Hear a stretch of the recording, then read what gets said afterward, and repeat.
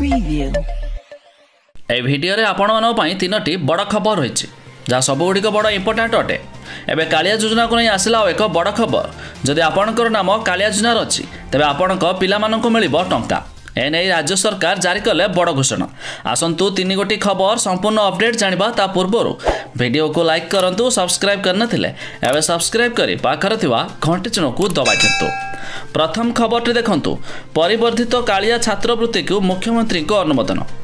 ଉଚ୍ଚଶିକ୍ଷା ଲାଭ ନିମନ୍ତେ କାଳିଆ ଯୋଜନାରେ ହିତାଧିକାରୀଙ୍କ ପିଲାମାନଙ୍କୁ ଦିଆଯିବ କାଳିଆ ଛାତ୍ରବୃତ୍ତିକୁ ପରିବର୍ଦ୍ଧିତ କରାଯାଇଛି। ତେବେ କାଳିଆ ଛାତ୍ରବୃତ୍ତି ଯେପରି ଅଧିକ ଉପଯୋଗୀ ହେବ ଏବଂ ଏହାଦ୍ୱାରା ଯେପରି ଅଧିକ ପିଲା ଉପକୃତ ହୋଇପାରିବେ ସେଥିନିମନ୍ତେ ମାନ୍ୟବର ମୁଖ୍ୟମନ୍ତ୍ରୀଙ୍କ ଅନୁମୋଦନ କ୍ରମେ ଆବଶ୍ୟକୀୟ ସଂଶୋଧନ କରାଯାଇଛି। ତେବେ କୃଷି ଓ କୃଷକ ସଶକ୍ତିକରଣ ବିଭାଗ ପକ୍ଷରୁ ଏକ ସଂଶୋଧିତ କାଳିଆ ଛାତ୍ରବୃତ୍ତି ମାର୍ଗଦର୍ଶିକା ଜାରି କରାଯାଇଛି। ଏଥିରେ ବୃତ୍ତିଗତ କିମ୍ବା ବୈଷୟିକ ପାଠ୍ୟକ୍ରମରେ ଉଚ୍ଚଶିକ୍ଷା ନିମନ୍ତେ ରାଜ୍ୟ ସରକାରୀ ଶିକ୍ଷାନୁଷ୍ଠାନ ସମେତ all India survey on higher education code ପ୍ରାପ୍ତ ଘରୋଇ ଶିକ୍ଷାନୁଷ୍ଠାନଗୁଡ଼ିକ ମଧ୍ୟ ସାମିଲ କରାଯାଇଛି। ତେବେ ଯାହାକି ବଡ଼ ଅପଡେଟ୍ ମୁତାବକ ଯଦି ଆପଣଙ୍କର ନାମ କାଳିଆ ଯୋଜନା ରହିଛି ତେବେ ଆପଣଙ୍କ ପିଲାମାନଙ୍କୁ ମିଳିବ କାଳିଆ ଛାତ୍ରବୃତ୍ତିର ଟଙ୍କା। ଆଉ 2 ନମ୍ବର ଖବରଟି ନୂଆ ଟ୍ୟାକ୍ସ ସ୍ଲାବ ଆସିଲା। ନୂଆ ଟିକସ ବ୍ୟବସ୍ଥା 7 ଲକ୍ଷ ଆୟ ପର୍ଯ୍ୟନ୍ତ ଦେବାକୁ ପଡ଼ିବନି ଟ୍ୟାକ୍ସ। 2024ରେ ଏହି ପରିବର୍ତ୍ତନ। ତେବେ 2023 ଆର୍ଥିକ ବର୍ଷର ଆୟକର ନିୟମରେ ଅନେକ କିଛି ପରିବର୍ତ୍ତନ କରାଯାଇଛି।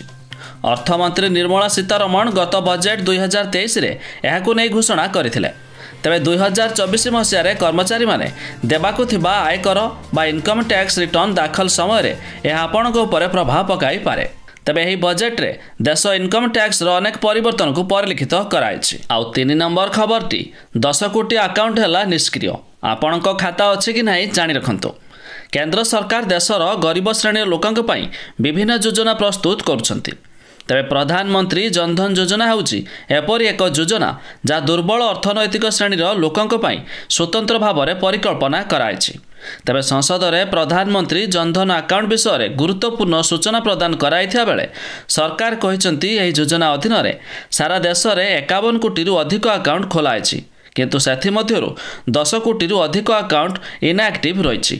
ଏହିଭଳି ପରିସ୍ଥିତିରେ ଇନ୍ଆକ୍ଟିଭ୍ ଆକାଉଣ୍ଟଗୁଡ଼ିକ ସଂଖ୍ୟାର ସମୁଦାୟ ଖୋଲାଯାଇଥିବା ଖାତାର 20% ରହିଛି। ତେବେ ଏହି ଜନଧନ ଖାତା ମଧ୍ୟରୁ 10 କୋଟି ଏପରି ଆକାଉଣ୍ଟ ଅଛି ଯେଉଁଥିରେ ଗତ କିଛି ବର୍ଷ ମଧ୍ୟରେ କୌଣସି କାରବାର ହୋଇନାହିଁ। ଏହି ପରିସ୍ଥିତିରେ ଏହି ଖାତାଗୁଡ଼ିକ ନିଷ୍କ୍ରିୟ ହୋଇଯାଇଛି। ତେବେ ନିଷ୍କ୍ରିୟ ଆକାଉଣ୍ଟରେ ମହିଳା ଆକାଉଣ୍ଟଧାରୀଙ୍କ ସଂଖ୍ୟା 4.93 କୋଟି।